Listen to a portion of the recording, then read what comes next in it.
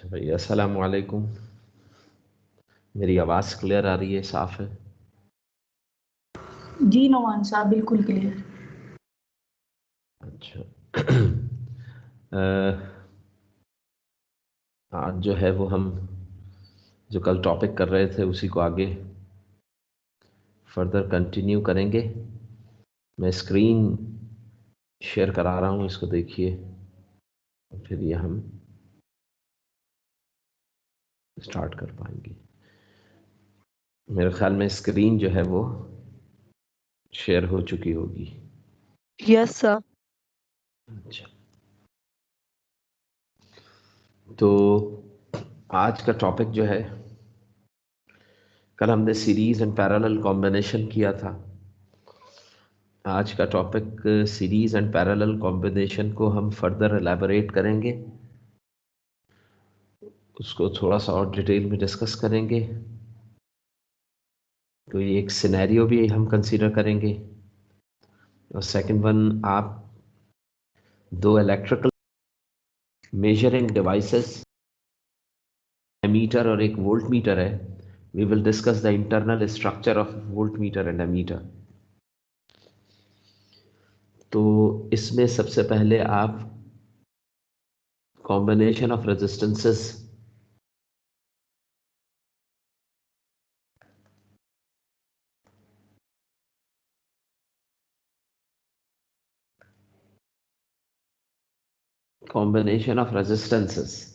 जिसमें हमने कल देखा था कि हमने दो तरह के कॉम्बिनेशंस देखे थे लास्ट टाइम। उसमें पहला सीरीज था और दूसरा क्या था आपके पास, पैरेलल था।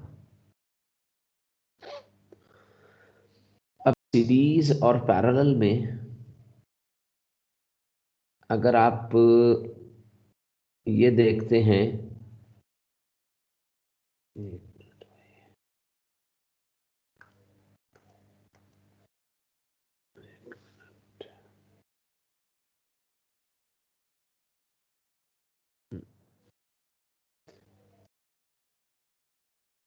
अगर आप सीरीज और पैरेलल में ये देखते हैं कि, एक मिनट भाई रुकिएगा, ये जो है ना ये थोड़ा सा परेशान कर रहा है आपको।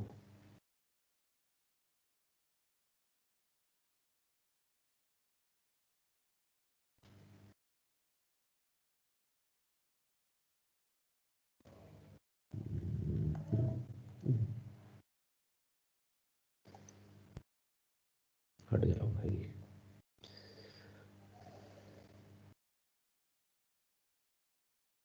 अच्छा जी, इसके लिए ये कर सकते हैं।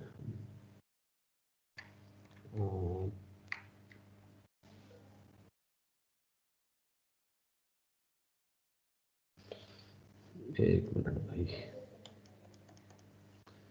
ऑप्शन गायब हो चुका है नाजरीन, एक सेकंड रुकिएगा बेटा।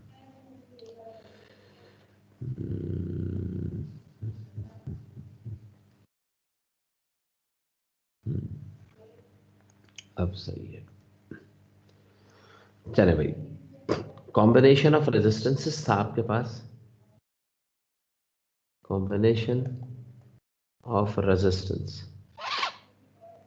इसमें कल हमने कुछ खास चीज़ें देखी थी। हमने देखा था कि किसी सर्किट के अंदर अगर रेजिस्टेंसेस सीरीज के अंदर कंबाइन कर दिए जाएं तो जो इक्विवेलेंट रेजिस्टेंस आएगी, ये पॉजिटिव नेगेटिव है, जो इक्विवेलेंट रेजिस्टेंस आएगी ई, यानी कि कैपिटल आर अगर मैं मालूम करूं, जबकि ये दिस इज R1, ये R2 है एंड R3। तो इन केस ऑफ सीरीज कॉम्बिनेशन, ये कौन सा कॉम्बिनेशन है? सीरीज कॉम्बिनेशन है। तो सीरीज कॉम्बिनेशन में आपके पास रिलेशन क्या था? R1 plus R2 plus R3। अब देखिए ये क्या शो कर रहा है।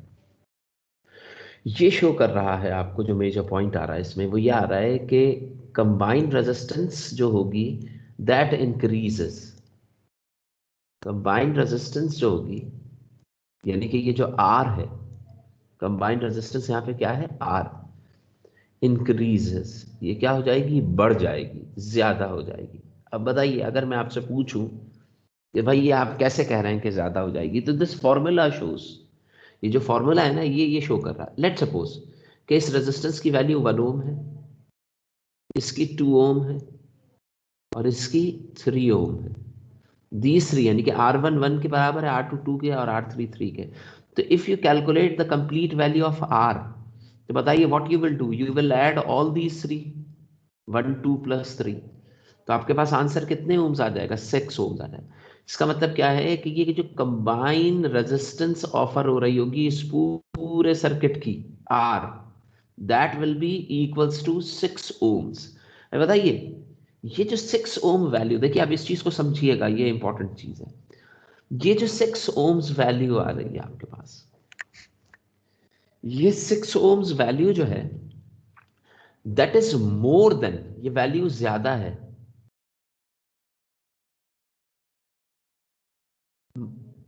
Maximum individual value, maximum individual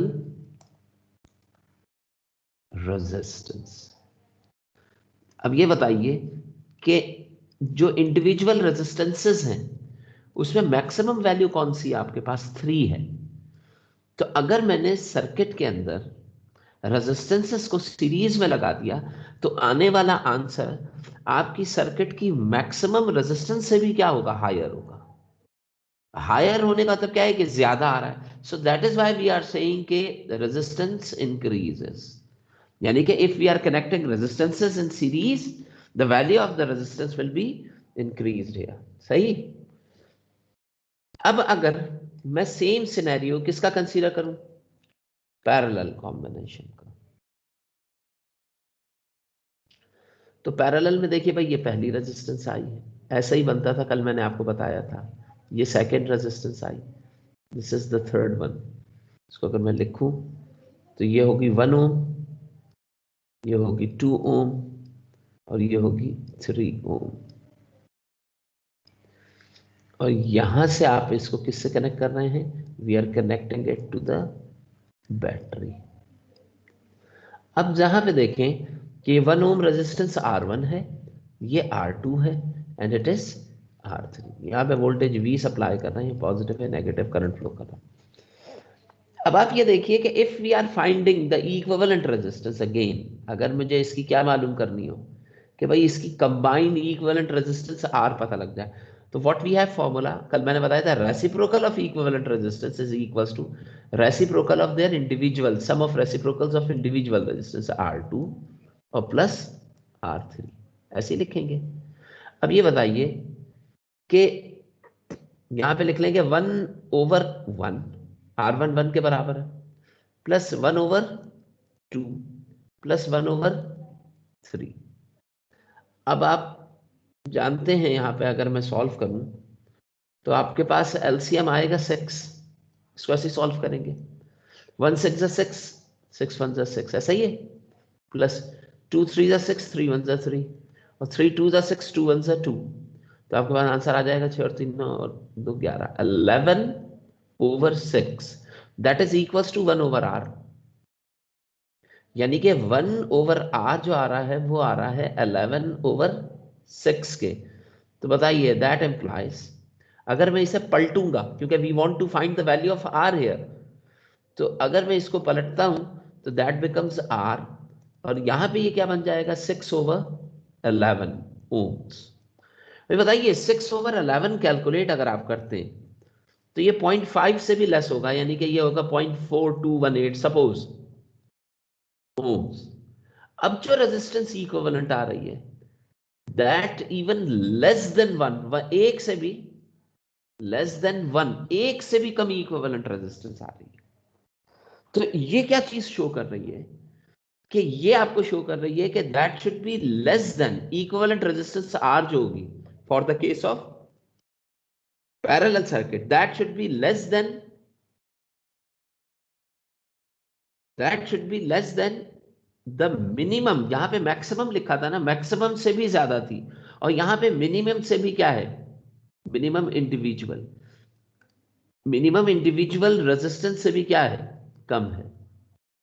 यानी कि यहां पे अगर मैं चेक करूं तो मिनिमम क्या है आपके पास, 1 है, तो 1 से भी लेस आ रही है आपके पास, लेस देन 1 होने का मतलब क्या है कि मिनिमम से भी क्या आ रही है, लेस आ गई. So that is how we can say कि whenever we are connecting the resistances in parallel, then the combined resistance of the circuit is going to be reduced, कम हो जाती है. और ये याद रखें कि जब भी मेरे पास किसी भी सर्किट की रेजिस्टेंस कम होगी तो मैं पावर को बहुत अच्छा तरीके से और बहुत बेहतर तरीके से क्या कर पाऊंगा, यूटिलाइज कर पाऊंगा. अच्छा भाई, अब एक चीज और सुनिए. सपोज कि यहां पे वोल्टेज में कितने वोल्ट दे रहा हूं, 12 वोल्ट, और ये 3 रेजिस्टेंसेस हैं. अब ये बताइए कि रेजिस्टेंस 1 जो है और रेजिस्टेंस 2 और रेजिस्टेंस 3, इनके अक्रॉस पोटेंशियल डिफरेंट ड्रॉप होगा. सेम पोटेंशियल ड्रॉप नहीं हो सकेगा क्योंकि ये सेपरेटली तो नहीं कनेक्ट है ना, एक ही लाइन में. सेम अमाउंट ऑफ करंट, आई की वैल्यू इन सब के अंदर से जो पास ऑन होगी वो क्या होगी, सेम होगी, but current will be different. अब मैं जो बात बता रहा हूं थोड़ी सी टेक्निकल है लेकिन जहन में रखने की है. अब तुम ये बताओ कि इस 12 को मैंने 3 पार्ट्स में डिस्ट्रीब्यूट करना है.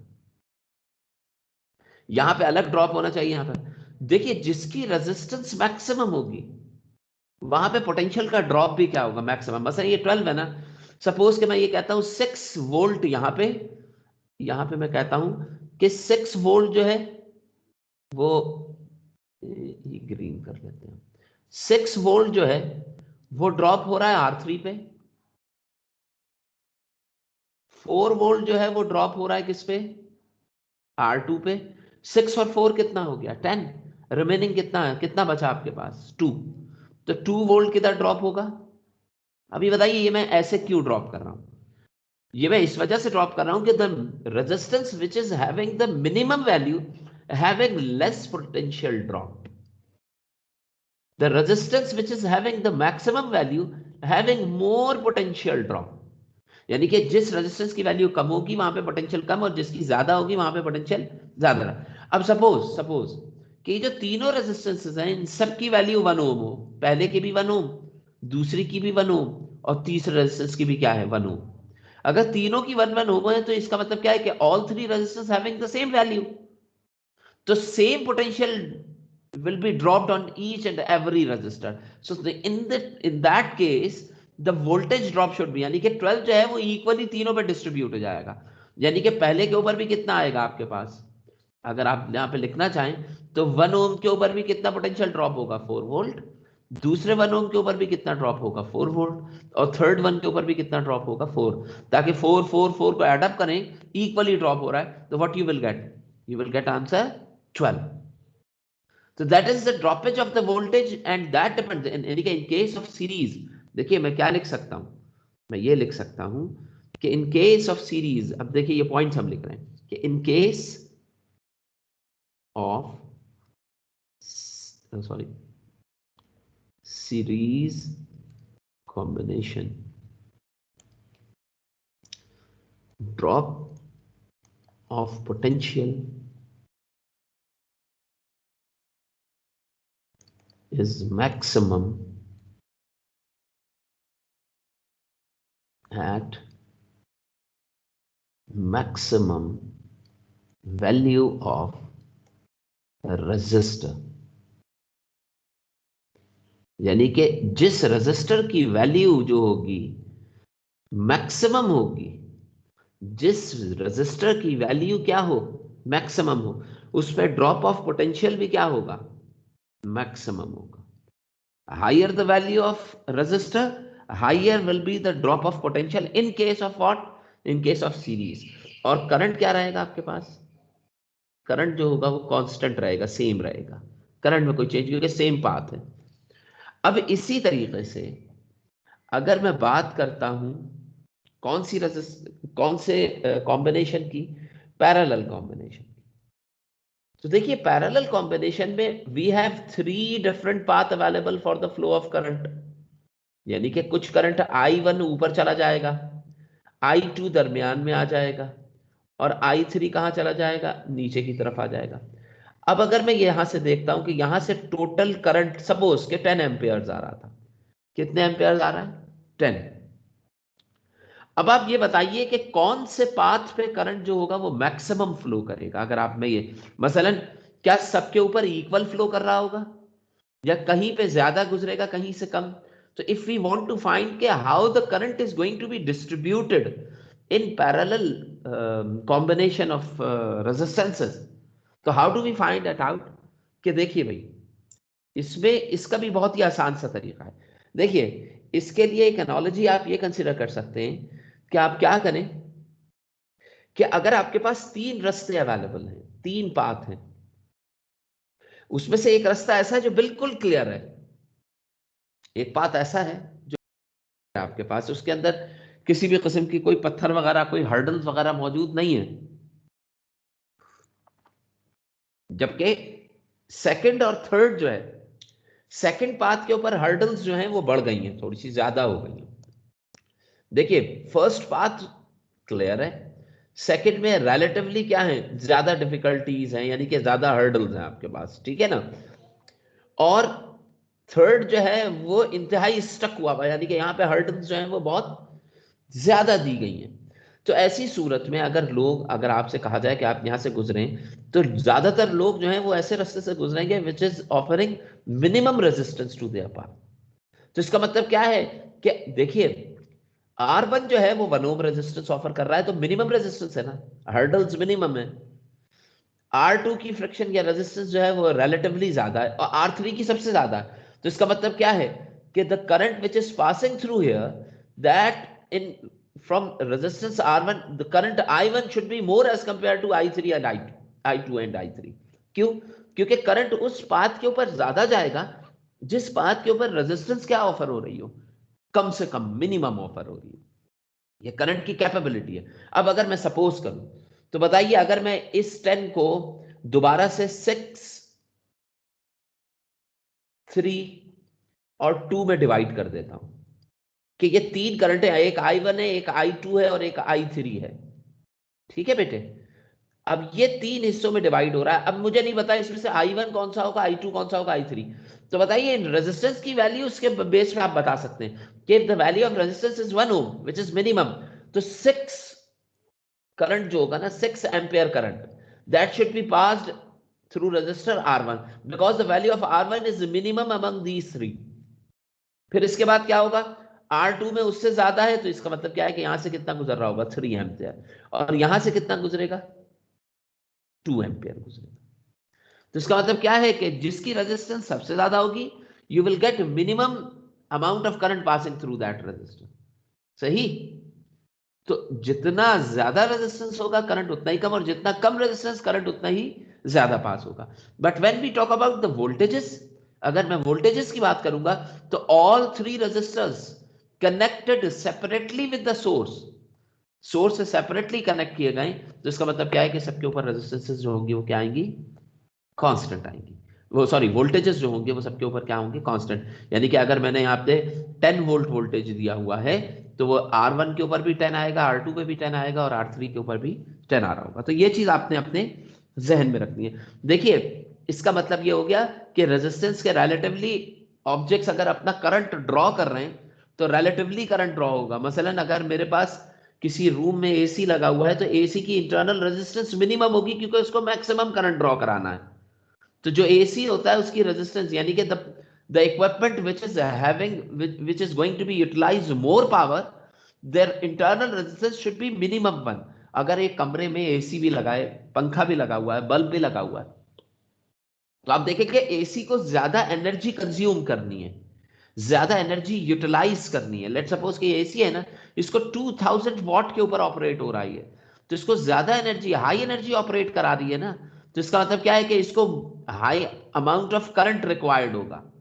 अब जब AC को ज्यादा करंट रिक्वायर्ड है, तो इस सर्किटरी के अंदर AC की इंटरनल रेजिस्टेंस को मैंने क्या रखना पड़ेगा, R की value of AC should be minimum. जब R की वैल्यू मिनिमम होगी, तो AC जो होगा वो मैक्सिमम करंट ड्रॉ कर पाएगा और उस एनर्जी को अपने पास क्या कर लेगा, यूटिलाइज कर सकेगा। तो इसका मतलब क्या हो गया, आपने देखा होगा कि वो बल्ब्स, जो 0 वॉट का बल्ब होता है, 0 वॉट का, आपने देखा होगा कि अगर आप उस बल्ब को गौर से देखें, जो कलर्ड बल्ब होते हैं, जो बहुत कम रोशनी से, बहुत लेस अमाउंट ऑपरेट होते हैं, आप अगर उस बल्ब को देखें ना, वो इस तरीके का होता है बल्ब। अगर आप उस बल्ब के अंदर अगर आप ऑब्जर्व करें, तो आपको नजर आएगा अंदर जो वायर्स होते हैं ना, वो बहुत सारी टर्निंग होती है उन वायर्स की। यानी कि बहुत ज्यादा टर्न किए हुए, the length of the wire is very large here. For that reason के ज्यादा काउंट, वायर के ज्यादा काउंट होने की वजह से इसकी रेजिस्टेंस क्या हो जाती है, मैक्सिमम हो जाती है। तो it will draw minimum amount of current. तो इस वजह से ये मिनिमम करंट को क्या कर पाता है, ड्रॉ कर पाता है। देखिए ये लेक्चर मैं रिकॉर्डेड लेक्चर है ये, ठीक है ना। ये आपको समझ में उस वक्त आएगा जब आप इस लेक्चर को 2 से 3 दफा देख सकेंगे ना, तो फिर अंडरस्टैंड कर पाएंगे कि असल में बात कही क्या जा रही है। ठीक है मेरा बेटा, तो ये चीज ध्यान में रखिएगा। तो हमने 2-3 चीजें यहां पे डिस्कस की हैं जो कि आपके पास कॉम्बिनेशन ऑफ रेजिस्टेंसेस से रिलेटेड थी। अच्छा, अब आप ये पैरेलल कॉम्बिनेशन के लिए अब आप खुद ही से लिख सकते हैं कि इन case of parallel, in case of parallel resistance combine, in case of parallel combination, parallel combination में क्या होगा, अब यहां पे ड्रॉप ऑफ पोटेंशियल है ना, तो यहां पे आप क्या लिखेंगे, मैक्सिमम करंट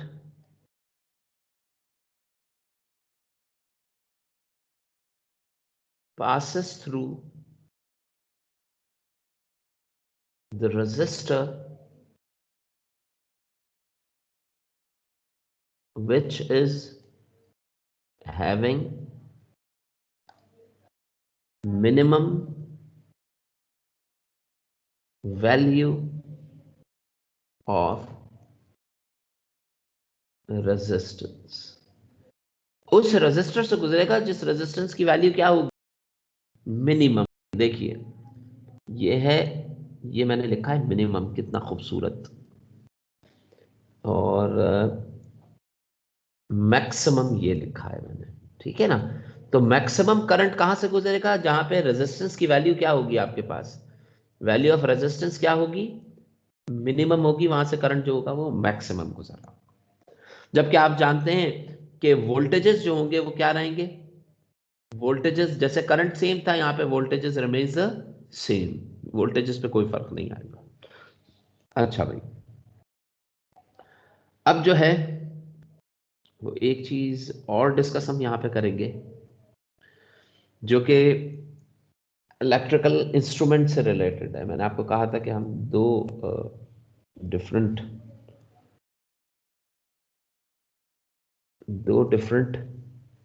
टॉपिक्स हम यहां पे देखना चाहते हैं। ये जो टॉपिक है ये इलेक्ट्रिकल इंस्ट्रूमेंट का है। अब इलेक्ट्रिकल इंस्ट्रूमेंट्स में मेरे पास 2 तरह की मेजरिंग इंस्ट्रूमेंट्स आते हैं।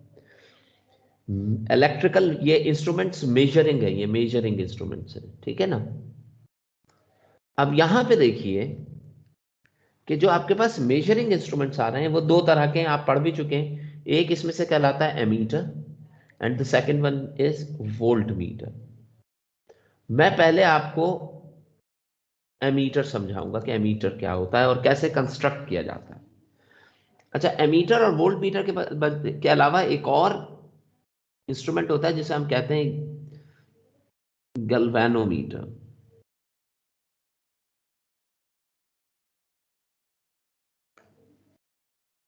अब ये जो गैल्वेनोमीटर है ये इंतहाई सेंसिटिव डिवाइस होती है।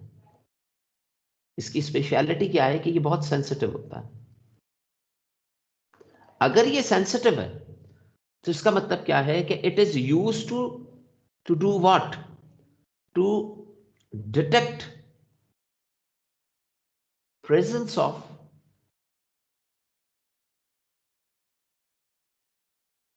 करंट। अगर कहीं पे करंट फ्लो कर रहा है, चार्जेस को डिटेक्ट नहीं करता, ये सिर्फ उनके प्रेजेंस को शो करेगा कि हाँ भाई करंट मौजूद है या नहीं। गैल्वेनोमीटर को कैसे रिप्रेजेंट करते हैं, जी लिख देते हैं एक दायरा बना के, जैसे एमीटर को ए से रिप्रेजेंट किया जाता है ऐसे, और वोल्ट मीटर को वी से रिप्रेजेंट किया जाता है, इसको हम जी से रिप्रेजेंट। अच्छा, गैल्वेनोमीटर में होता क्या है कि गैल्वेनोमीटर के अंदर आपके पास यहाँ पे एक निडल लगी हुई होती है और ऐसे करके निडल होती है, यहाँ पे स्केल्स इसके दिए हुए होते हैं। जैसे ही मैं इसमें से करंट को पास करता हूँ आई या वोल्टेज इसको देता हूँ, तो क्या होता है, निडल के अंदर क्या आ जाती है, डिफ्लेक्शन आती है, और उस डिफ्लेक्शन से मुझे लेफ्ट और राइट पता लगता है कि गैल्वेनोमीटर जो है वो ऑपरेट हो रहा है या नहीं। अब ये बताइए, if we are passing current from left to right तो डिफ्लेक्शन राइट साइड के ऊपर ये इस तरफ डिफ्लेक्ट कर जाएगा, and if current is passing in the opposite direction तो डिफ्लेक्शन भी क्या होगी, फिर ऑपोजिट डायरेक्शन में होगी, लेकिन आपको ये शो करेगा करंट। अच्छा, अब प्रॉब्लम ये आती है कि ये अगर मैं इसके अंदर 0.001 एम्पेयर करंट यानी कि 1 मिली एम्पेयर करंट भी अगर मैं इसमें से पास करता हूं ना, तो ये फुल स्केल डिफ्लेक्शन दे देता है, क्योंकि बहुत ज्यादा सेंसिटिव है। जब ज्यादा सेंसिटिव होता है तो इसका मतलब क्या है कि अगर मैं थोड़ा सा भी करंट पास करूंगा तो it will give you a full scale deflection, या इतना अगर मैं वोल्टेज भी दूंगा तो ये इतने ही वोल्टेज के ऊपर फुल स्केल डिफ्लेक्शन दे देगा। तो we will not use it as a, इसको मैं एज अ मेजरिंग डिवाइस के तौर पे इस्तेमाल नहीं कर सकता कि if we want to measure the current, कि मैं करंट नाप सकूं कि करंट गुजर कितना है, कितना रहा है, तो ये इतना सेंसिटिव है कि we will not be able to use it as a measuring device. फिर क्या किया जाए, फिर करा यह जाता है कि वी विल कन्वर्ट इट, मैं क्या करता हूं इसको कन्वर्ट कर देता हूं किस चीज में, मेजरिंग डिवाइस में। अब जब मैं कन्वर्ट करूंगा तो इसकी कन्वर्जन कैसे होती है कि we are converting this galvanometer into a current measuring device that is called ammeter. तो how to construct an ammeter, ammeter कैसे कंस्ट्रक्ट किया जाता है अब मैं ये आपको बता रहा हूं। देखिए भाई, अब होता यह है कि ये है आपके पास क्या चीज, गैल्वेनोमीटर ग्रीन कलर के अंदर, ठीक है। अब यहां से आपके पास बाहर से करंट आ रहा था, करंट कितने एम्पेयर आ रहा है, सपोज 10 एम्पेयर करंट आ रहा है। तो अब ये बताइए, जब इतनी ह्यूज अमाउंट इसमें से पास होगा 10 एम्पेयर, तो ये तो बर्न आउट हो जाएगा, ठीक है, फुल स्केल डिफ्लेक्शन दे देगा और ये जल भी सकता है। तो हमने अब ये करना है कि इसको, ये गैल्वेनोमीटर है, ये गैल्वेनोमीटर की यहां पे आपने क्या किया हुआ है, यहां पे इसकी निडल है ये, ठीक है, और ये आपके पास वो स्केल है जो आप बाद में इसके साथ यहां पे खुद से स्केल लिख देते हैं, लाइक यहां पे आपने लिख दिया 1 2 3 4 5 6 7 8 9 और यहां तक 10, ठीक है, ये स्केल किया हुआ। अब चूंकि मुझे पता है 10 एम्पेयर तक, 0 से 10 एम्पेयर तक करंट मुझे मेजर करना है, तो मैंने स्केल 0 से लेके कितने एम्पेयर तक लिख लिया, 10 एम्पेयर तक। लेकिन जब मैं करंट पास करता हूं तो प्रॉब्लम ये आ रही है कि ड्यूरिंग पैसेज ऑफ करंट ये आपको क्या दे देता है, 0 यानी कि 0.001 एम्पेयर के ऊपर भी आपको रिजल्ट फुल स्केल डिफ्लेक्शन दे रहा है, तो मेरे लिए बेकार हो जाएगा। और अगर मैंने ज्यादा करंट पास किया तो ये जल भी सकता है, फुल स्केल डिफ्लेक्शन दे देगा। तो अब मेरी कोशिश ये होनी चाहिए कि गैल्वेनोमीटर ही एक ऐसी डिवाइस है जो कि यूज की जा सकती है in order to measure the current. तो what we will do, we will bypass the 90% of current. मैं क्या करता हूं, ये बायपासिंग कहलाती है, यानी कि करंट को किसी और रास्ते से आप क्या कर दें, दूसरी तरफ निकाल दें, दैट इज कॉल्ड बायपासिंग। यानी कि मैं ये करता हूं कि 90% करंट जो है वो एक और रास्ते से गुजर जाए। और देखिए ये यहां पे जो मैंने रेजिस्टेंस लगाई है, दैट इज लो रेजिस्टेंस। ये कौन सी रेजिस्टेंस है, लो रेजिस्टेंस है। अब ये बताइए, इस लो रेजिस्टेंस का नाम जो है, जो हम इसे कहते हैं, that is called shunt resistance. इसको हम क्या कहते हैं, इसको हम कहते हैं शंट। तो ये जो शंट रेजिस्टेंस है, that is very low value resistance, and when the current passing through that circuitry, then 90% of current passing through that resistor and only 10% of it, इसका सिर्फ और सिर्फ कितने परसेंट का, 10% जो होगा वो कहां से गुजरेगा, that will pass through the galvanometer। अब चूंकि मुझे पता है कि 10% गुजरा है तो मैं उसके रिलेटिवली स्केल को क्या कर लूंगा, मैनेज कर लूंगा। अब जरा देखें, सपोज कि आपने करंट, अब ये बताइए, सपोज कि मैं ये कह रहा हूं कि 1 एम्पेयर पे ये फुल स्केल डिफ्लेक्शन दे रहा है आपको, 1 एम्पेयर पे इसकी रिफ्लेक्शन, 1 एम्पेयर से ज्यादा करंट नहीं पास कर सकता। मैं इसमें मेजर करने के लिए जा रहा हूं कितना, 10 एम्पेयर तक। अब ये बताइए कि अगर मेरे पास करंट यहां से आया कितने एम्पेयर, 2 एम्पेयर करंट आ रहा है, तो अभी बताइए 2 एम्पेयर अगर पूरे का पूरा इसमें से गुजर गया तो ये तो फुल स्केल दे देगा, क्योंकि 1 एम्पेयर ही मैक्सिमम पास हो सकता है, जल जाएगा ये। तो 2 एम्पेयर का 90% यहां से गुजरेगा और का 10%, अब 2 एम्पेयर का 10% कितना होगा, 0.2 एम्पेयर होगा। कितना होगा बेटा, 0.2। तो बताइए 0.2 ampere within the scale deflection दे देगा, ये निडल किस पे आ जाएगी, 2 पे आ जाएगी। असल में इसमें से करंट कितना एम्पियर गुजर रहा है, 0.2, यानी कि 10% ऊपर गुजर रहा है। और मैक्सिमम यानी कि 1.8 एम्पियर जो करंट है that will pass through the, ये कहां से गुजर रहा है, एट द बॉटम, ये बॉटम से गुजर रहा है 1.8 एम्पियर। तो इसका मतलब क्या है कि मैंने मैक्सिमम, अब जब दोबारा से ये मिलेंगे तो दोबारा से कितने एम्पियर करंट आ जाएगा, 2 एम्पियर। लेकिन इसका फायदा मुझे क्या होगा, इसका फायदा मुझे ये होगा कि जब करंट यहां से पास होगा तो 10% इज पासिंग थ्रू, यानी कि less amount of current passing through the galvanometer, and the 90% current, और देन यू कैन से कि 90% maximum amount of current pass. अगर तुमसे ये कोई पूछे कि बताओ इस वाले केस में यहां से 90% क्यों पास हो रहा है, तो बताइए what we are writing here, low resistance.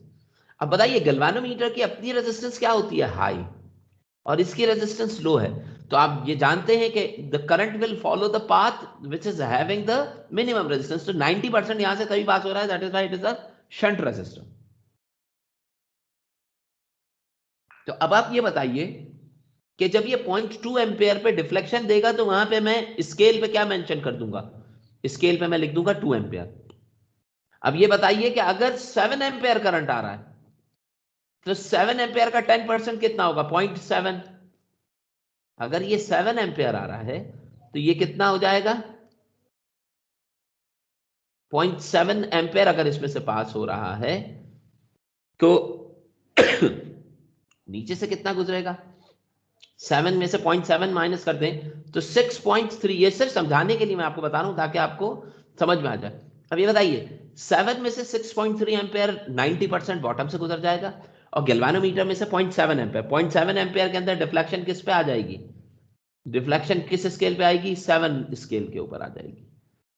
तो आपके ये चीज समझ में आएगी कि now again the galvanometer is using in order to measure that current, लेकिन we are bypassing 90% of current through the another path. तो बताइए ये वाली चीज जो होगी ना, ये सिनेरियो, ये setup, this setup is called an ammeter. तो how to construct an ammeter, अगर आपसे कोई पूछे कि भाई मैं एमीटर को कैसे कंस्ट्रक्ट करता हूं, तो आप इसकी कंस्ट्रक्शन के लिए क्या चीज मेंशन करेंगे कि bye connecting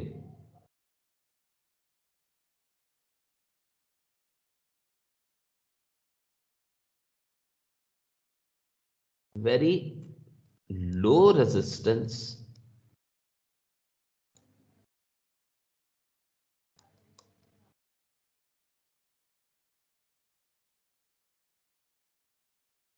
parallel to galvanometer। मैं क्या करता हूं, गैल्वेनोमीटर से पैरेलल लो रेजिस्टेंस कनेक्ट कर देता हूं, सो that is how it is converted, that is how it is converted into an ammeter। तो ये आपके पास आ गया गैल्वेनोमीटर से रिलेटेड, ठीक है। अब एमीटर आपने कंस्ट्रक्ट कर लिया, ये आप पहले से जानते हैं कि if there is a circuit and we want to measure current in that circuit, हमें क्या करना है, इसके अंदर करंट मेजर करना है कि भाई रेजिस्टेंस R1 में से कितना करंट पास हो रहा है। तो what we will do, we will connect an ammeter here. मैं यहां पे क्या करूंगा, एक एमीटर इधर लगा दूंगा। तो the amount of current which is passing through that ammeter same as that the current passing through that resistor. समझ में आती है बात। सो दैट इज हाउ, अगर मैं यहां लगाता हूं तो भी मुझे करंट की वैल्यू आ जाएगी, यहां लगाता हूं तो भी करंट की वैल्यू आ जाएगी। तो in order to measuring the current, यहां पे मैं क्या लिखूंगा, टू मेजर करंट, जो एमीटर होगा ये वाली चीज इज कनेक्टेड। कैसे कनेक्ट की गई ये बताइए, ये कैसे कनेक्ट किया गया इसके साथ। अगर आप इसकी कनेक्टिविटी देखें तो this connectivity is in series. तो ammeter is connected in series. किस कॉम्बिनेशन में कनेक्ट किया जाएगा, सीरीज कॉम्बिनेशन। तो बताइए यहां पे काम उल्टा नहीं हो गया, if you see inside the galvanometer, अगर गैल्वेनोमीटर के अंदर देखें तो आपके पास रेजिस्टेंस पैरेलल कनेक्ट है, जबकि खुद एमीटर जो है वो सर्किट के अंदर कैसे कनेक्ट हो रहा है, इन सीरीज। यहां तक बात समझ में आई? ये बात आपके क्लियर हो गई होगी। अच्छा, अब इसी की आगे अगर आप कॉम्बिनेशन देखते हैं, ये था आपके पास एमीटर। अगर मैं इसको वोल्ट मीटर में देखूं, वोल्ट मीटर के लिए, तो volt meter is use to measure the voltage. ये क्या चीज मेजर करेगा? वोल्टेज। अब ये बताइए, गैल्वेनोमीटर भी फुल स्केल डिफ्लेक्शन देगा। अगर आपके पास यहां से पोटेंशियल ड्रॉप वोल्टेज आ रहा है और ये वोल्टेज को मेजर करने के लिए जा रहा है, तो ये वोल्टेज सही मेजर नहीं कर पाएगा, ये फुल स्केल डिफ्लेक्शन दे देगा, क्योंकि ये भी सेंसिटिव डिवाइस है। अब वोल्टेज को मेजर, अब सपोज कि यहां से मैं वोल्टेज दे रहा हूं, ये 0 से लेके 1 तक मेजर कर पाता है वोल्ट, ठीक है बेटे। जबकि मैं अगर अपनी रेंज रखना चाह रहा हूं 0 से 10 वोल्ट, तो फिर मैं कैसे रखूंगा? तो अब ये बताइए, यहां से जो मेरे पास इनपुट वोल्टेज आ रहा है V, सपोज कि वो 10 वोल्ट आ रहा है। कितने वोल्ट आ रहा है? 10 वोल्ट। अब जो यहां से वोल्टेज एंटर हो रहा है, अगर गैल्वेनोमीटर तक पहुंच गया, तो इसका मतलब क्या है कि गैल्वेनोमीटर में प्रॉब्लम आएगी। तो इसके इसके पोटेंशियल को हम यहां पे क्या कर देते हैं, यहां पे हम पोटेंशियल को ड्रॉप करते हैं by applying a high resistance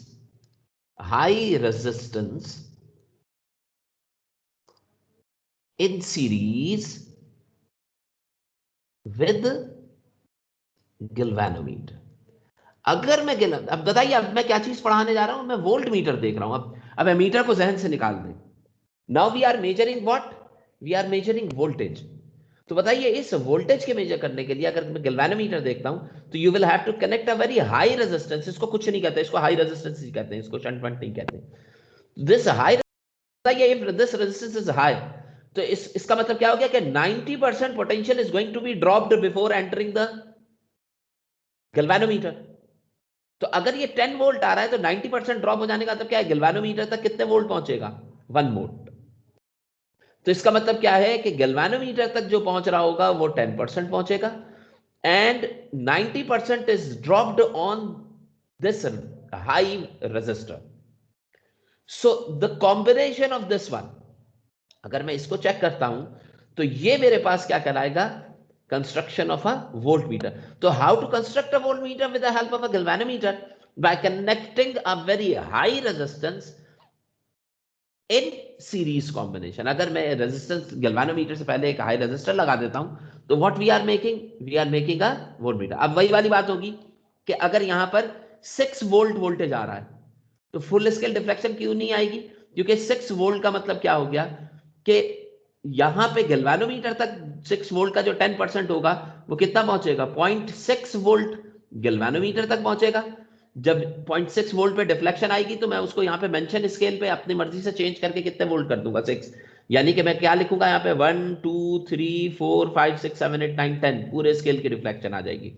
6 volt दोगे तो 0.6 वोल्ट यहाँ पे अपेयर होगा, और 5.4 वोल्ट जो होगा वो कहाँ ड्रॉप हो जाएगा? 90% ड्रॉप हो जाएगा on their resistor. So that is how the volt meter is going to be work here. सही? यानी कि गैल्वेनोमीटर जो होगा वो कैसे बनाया जाता है? गैल्वेनोमीटर से अगर आप एक हाई रेजिस्टेंस कनेक्ट करेंगे इन सीरीज, तो we are making a volt meter. तो how do we make a voltmeter? Through a galvanometer, by connecting a high resistance parallel in series combination। आखिरी चीज कि if we are measuring voltage, तो ये आप जानते हैं, अगर मुझे वोल्टेज को मेजर करना हो, तो मैं इसको सर्किट में कैसे लगाऊंगा? तो आप ये जानते हैं कि if this is a circuit and we want to measure the drop of potential across resistor R, तो what we will do, we will take a voltmeter and connect it in parallel combination. मैंने बताया था कि across voltage measure किया जाता है। तो voltage जो वोल्ट मीटर है, कनेक्टेड मेजर इन पैरेलल। अगर मुझे वोल्ट मीटर से वोल्टेज मेजर करना हो, तो अपने सर्किट में मैं कैसे कनेक्ट करूंगा उसे? मैं अपने सर्किट में उसे कनेक्ट कर रहा हूंगा पैरेलल कॉम्बिनेशन। जबकि आप इनसाइड द वोल्ट मीटर अगर आप जज करते हैं, तो this resistance is connected in series.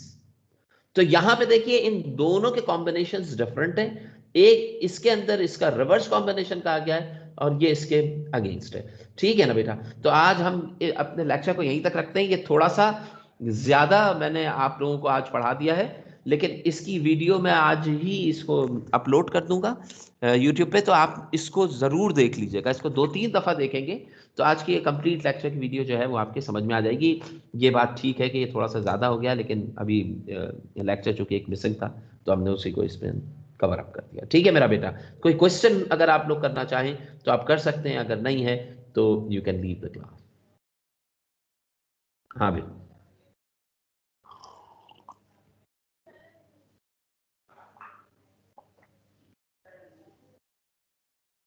चले बेटा, अल्लाह हाफिज।